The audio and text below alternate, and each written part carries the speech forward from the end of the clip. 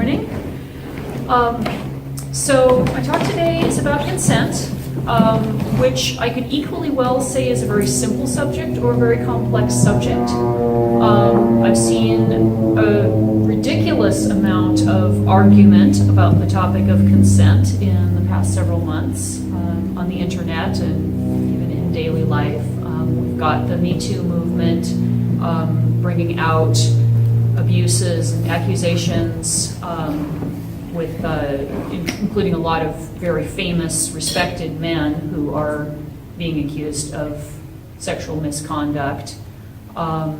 We've got people arguing with the no means no model and saying we need a yes means yes model of consent.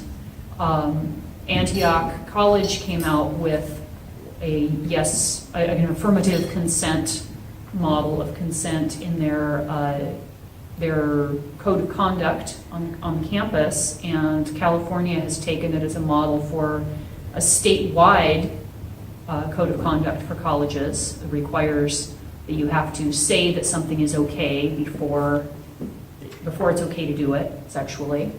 And there are people looking at that going, that's ridiculous, that's absurd, that's a preposterous bar to set. Everything is rape now. That's something that I keep seeing claimed in columns and cartoons. And I think we've got some fundamental misunderstandings going on. I think we've got some really deep schisms in our society between genders and between subcultures within the society about what the heck consent is and what the point is of talking about it. And I'd like to talk about models of consent and the problems that I see with the traditional model of consent and how a modern affirmative consent model fixes those problems, even if it takes some deep shifts in our thinking. In the traditional model of consent, I'm going to use gendered language because that's how it works.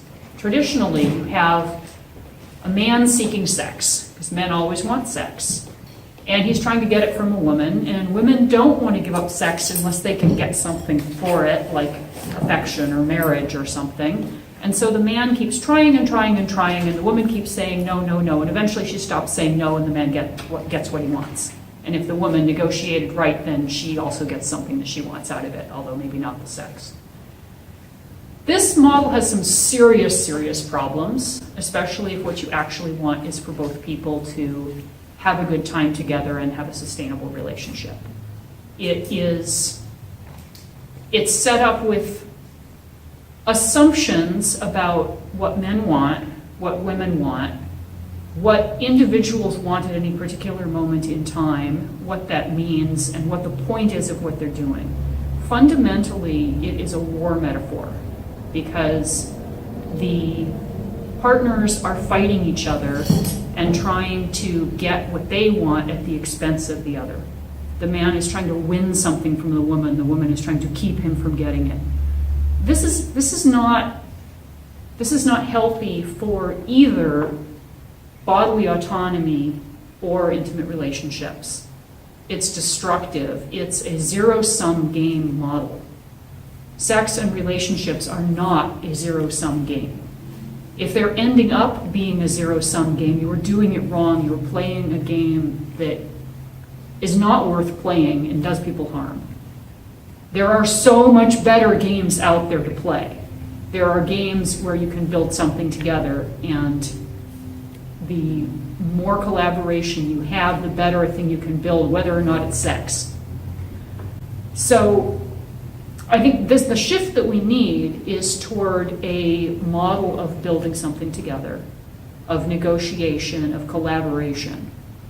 And the process of negotiation, it is a process, it's not just a point where she says yes or not. It's a collaborative process where throughout whatever you're doing with someone, you're checking in and making sure that this is what they want to do. There's an excellent example out there, kind of model of consent called T-consent. It's a short video you can find on YouTube. It was created by the Thames Police Force as a PSA to help people understand consent.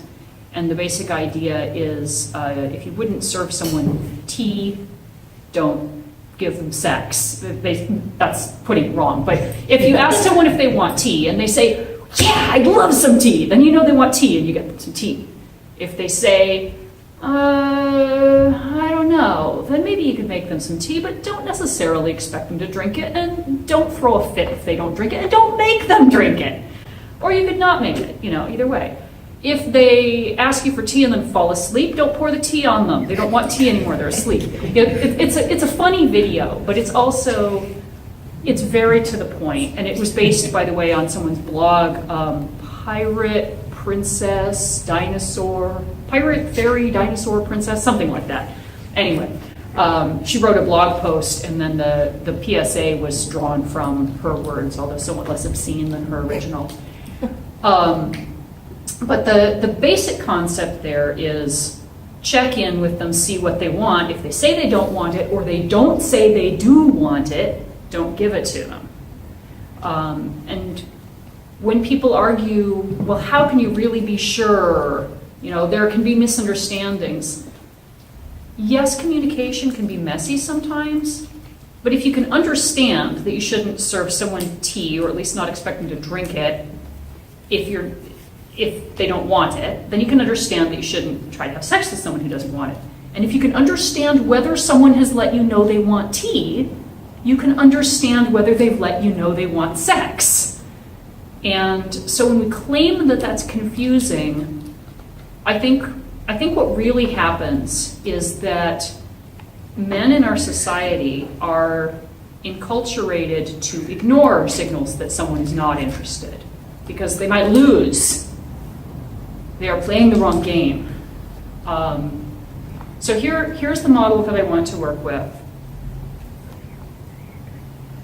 It's not about seeing how much you can get away with someone. It's not about making sure you've gone through the motions so you have their consent so you won't get in trouble. It's about making sure that the two of you together are doing something that is fun for both of you. So that takes ongoing checking in.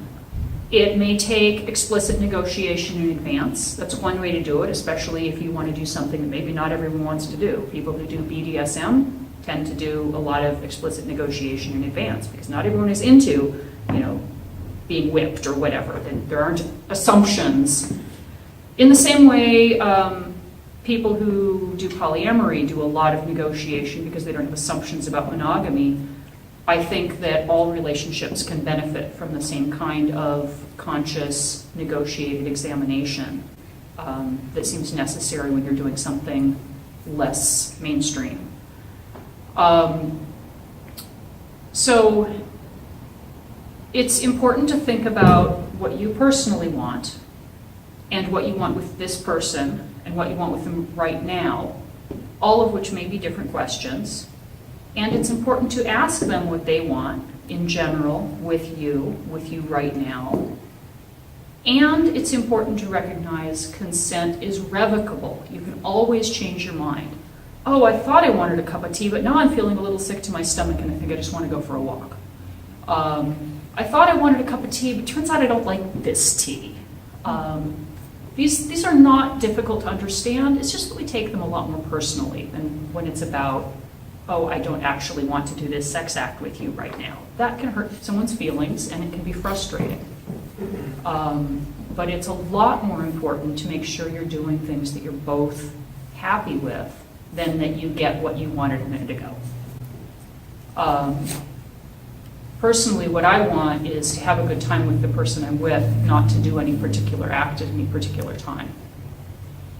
I also think it's important to get away from the model of one person doing things to another and that being the sole thing that we have in mind. I read one comic about consent that talked about quadrants of asking to do something to the other person, asking the other person to do something to you, offering to do something, offering to have something done to. So that's 4 times as much as we usually think about, I think, because the standard traditional model is the man does something or asks if he can do something, and the woman agrees or not. And that's like one little box for each person to be in. And if you kind of allow yourself the whole territory, you can think, oh, is there something I would like to do to this person? Is there something I would like them to do to me? Shall I offer? Shall I ask? It gives us more range. And people are more comfortable in one quadrant or another a lot of the time, but noticing that the whole range is possible is, I think, valuable. I also think it's valuable to have concepts of opt-in and opt-out consent. Sometimes you may want to say, I'm open to most things, but not this thing over here, especially if it's something a lot of people would assume was okay. You know, I never like to be touched in this particular way. Please don't ever do that. Or, I like to be called names, but not that name. That one's off limits. Or you may say, I only like to do things A, B, and C. Or today we can do this and this with these precautions. And people may negotiate in an opt-in way or an opt-out way. What's tricky is if one person is doing it one way and one person is doing it the other way, which can be almost as bad as one person's using the I'm trying to get as much as I can out of you model, and the other person is trying to do a we're negotiating a collaborative effort model. You know, I'm not sure I have anything more to say than that. I think I've pretty much covered it, but I think we need to deeply shift our thinking from the adversarial to the collaborative and think of consent not as a barrier to be gotten past, a step that we have to do, but as an intrinsic part of interacting with people. The block towers. I could tell about the block towers. I read an article from a parent talking about her preschool daughter who was upset because she liked to build towers of blocks at preschool, and this little boy kept coming over and knocking over her block towers and laughing. And she was so mad because he kept knocking down her towers that she was trying to build. And a teacher went and kind of mediated between the little girl and the little boy, and the mom was watching this. And however the mediation happened, I don't remember the details, but the resolution of it was they had each figured out what they wanted and talked about it and negotiated. At the end of the story, the little girl was building block towers and the little boy was checking in with her and going, is it okay to knock it down now? And then they'd knock it down and they'd both laugh. And this is a perfect model for sexual consent. Like, both of those kids are getting a solid grounding in how you figure out how to both have fun together and not be stepping on what someone actually wanted, not be stealing something from them or hurting them, but be building and playing together. And that's what we want.